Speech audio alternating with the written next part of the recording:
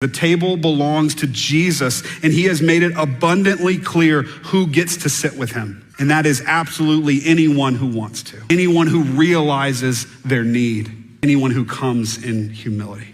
In a cultural moment where the fundamentals of Christianity are being contested, we must stand firm on this. There is no one too unworthy for the family of God.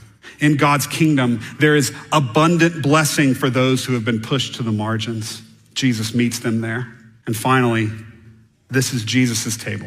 Our job is not to police who is welcome and who is not, who is allowed and who isn't, who is worthy and who is not. Our job is to make sure that anyone who wants a seat has one. You know, what's kind of funny is that the early church, even in the canonical accounts in Paul's epistles, policed who was welcome and who was not.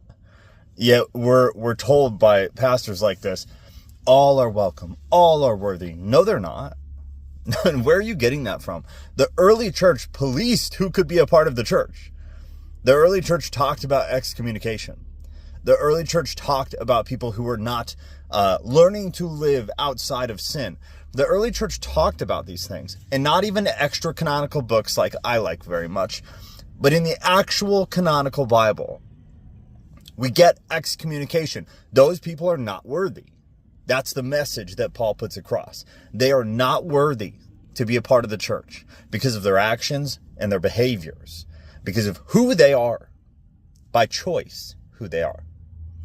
We have a lot of examples like this. So where these New Age pastors who just need as many seats in the church as possible so that their percentage of tithes can be as high as possible so they can self-sustain their church, this is what is wrong. It is disgusting, and it is a place where they have to please and appease everybody rather than just telling the truth. Because the truth is, no, not all are worthy. I think a lot of us could probably envision someone we know who claims Christianity and is not worthy. Not because inherently they're not worthy, but because of by their actions and their choices and the way they choose to engage with this reality, therefore they are not worthy.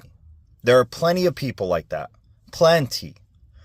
There are many people running around in churches, and I would say a lot of these types of pastors who are teaching people this garbage nonsense that is in direct conflict with what the Bible actually says.